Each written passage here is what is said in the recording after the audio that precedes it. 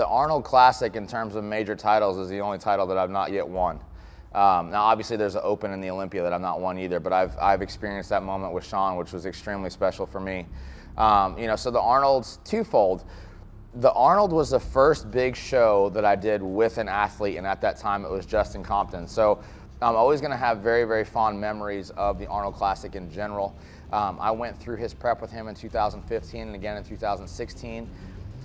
So that alone is special. Something that's also very special to me, and this doesn't happen often, and it's very much a part of my job, but this year it just is so worked out that Nick and I got to do the New York Pro as a team. And then again, the Arnold as a team, with him being my only athlete at those shows, you know, so that's going to be very special for me too, because I know that happens few and far between. So being able to just get on the plane with him, go to the hotel with him, be with him the whole time, laugh, cut up, go through the tanning process, I'm looking forward to all of it. We also have something very fun planned that he has earned the right to do post Arnold that we're looking forward to as well. So it's going to be an awesome time, you know, and I think too, this is where I really start to put more pressure on myself, because Nick's somebody that I never have to question whether or not he's doing the work. And then ultimately that final look on stage is going to come down to my decision-making process. So I am putting a lot, the pressure that I have, you know, internally is also a lot. So I'm looking forward to it. It's going to be a great weekend. I'm excited to be able to share this moment with him. Rather than have to divide my time. And that's also, I don't want to say that in a way to my other athletes that's negative, because you know, this is what I've worked for, this is what I've chosen to do. But just being able to have this moment with Nick, or, you know, even if it was this moment with somebody else one-on-one, I'm going to savor that, because I understand it doesn't happen very often. Oh, this is a big deal, you know, and even just to bring up my parents, you know, because this is, I know for a fact they won't be able to come to every single show that I do. Unless I qualify for the O every year, and that's a different story. But, you know, it's important for me because they're also huge fans of Arnold. You know, so, I mean, I'll just say it now, but when I win this, my goal is to bring them up on stage for them to meet Arnold. That is one of my main goals. And I actually have a posing song that I'm going to do that one of my parents probably won't see coming. So I'm excited to do that, but it's awesome. Just, you know, just sort of simple fact that what I've been able to do in literally just a year, you know, and I really haven't even had time to really sit back and take anything in, really. Like, me and my mother were just talking about it the other day, and it's like, it's been like a really long year, you know, and you don't really think about it because you're just on the go, you know. But I'm very excited. I know Matt's very excited, as, you know, it's just going to be me and him in this. And I know, you know, we enjoy having that time together as well, where it's just me and him doing this together. And it, you know, means a lot to me as it means a lot to him. So, and you know, I'm just happy he's able to even be there, because when he's with me, I trust him 100%. So I'm literally as calm as possible when he's around. If I ever have to do a show without him, I don't know how that's gonna go. But whenever he's around, I just let him run the show. I just do what I have to do and let him take control, and I'm always good to go. And everything always works out. So, and, you know, we believe this is, you know, going to be a lot better package than the New York. As I do believe I'm already ahead now than what I was at New York, almost. So I'm very excited for this. Honestly, in terms of game plan, I'm really just taking things day by day right now. I don't think that there's anything that we did wrong going into New York. I'm just kind of taking those notes, you know, reflecting back on what we did, how to improve upon it. One thing that I know for sure, and, you know, Nick and I had a conversation this week, I for sure want his conditioning to improve, because I felt like what we did, what we needed to do for New York, and that's only going to improve, you know. Honestly, we're just kind of taking everything now day by day, and we're assessing like that. So, like, today I only had to do 30 minutes of cardio, and we got a little more food.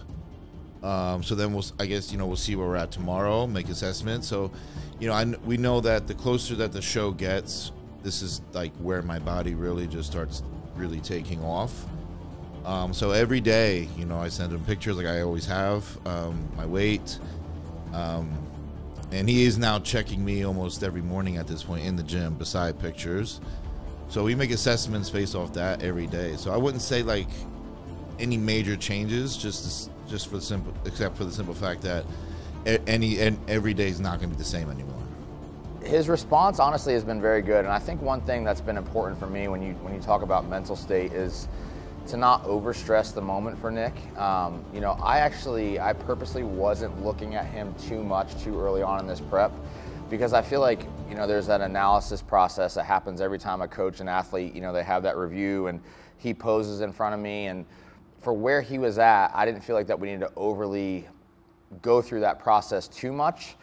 Simply because for him, you know, I know his body well and I know how he responds, so I didn't want to basically put unnecessary stressors on him at a point of prep where I didn't think he needed, because this is I mean, the moment, the pressure, that some of it might be self-induced, some of it might be on our own expectations of what we believe that he can accomplish, some of it's on other people's supporters, naysayers.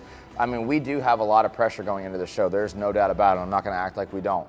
You know, so one of the things that I've done, especially with, you know, athletes that I've coached in the past, is I've tried to take the experiences, both good and bad, and kind of bring it into our camp, just to try to help Nick, because he's young. He loves this so much. He's so passionate about it, but yet at the same time, I think one of my biggest roles with him, I think, is keeping him in a place where he's healthy mentally, or doing my best to do that. You know, and again, teaching him of past experiences that I've had, again, both good and bad, with other athletes that were at the top, or, you know, working their way up to the top of the sport. That's been something I've been trying to convey with him. And not even that, but, you know, I've had a few conversations with him about his phone, and, you know, just kind of checking out from his phone every, you know, so often. And I've used the example of LeBron James. He's one of the best athletes in the world. Every playoff, he goes completely off of his phone. You know, he calls it 0 dark 30, where he's not on social media, he's not watching ESPN, and I think there's value to that, especially in our culture now, where athletes are so inundated with that social media aspect of, you know, what are people saying, what views are they getting, you know, what's the comment saying, and trying to just remove yourself from that, just to stay mentally fresh for the moment that actually really matters. So honestly, I'm going to say William Bonac.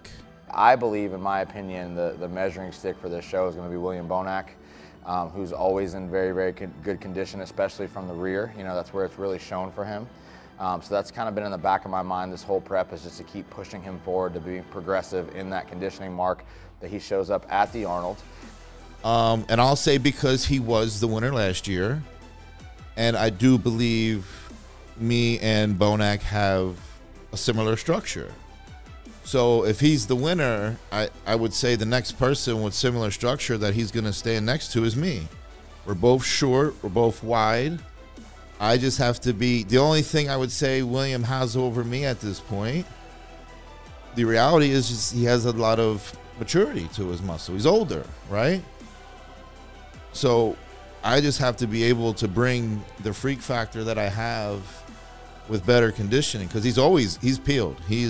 William is peeled to the bone, and he always brings in crazy conditioning, especially from the back. So I have to be able to match that or be even better, and I do believe I will, and I believe I will win the show over William. And then obviously Arnold to Olympia, that's going to be a short turnaround time. So that's been another part of my thought process for the Arnold, is the fact that we're going to have to, like, execute, peak for the Arnold, and then really turn right back around and peak again for the Olympia. So in terms of loading him for the show, post-show, hydrating him, those are all things that I'm considering now and starting to take into, you know, my process going into that final week before we then go into that weekend.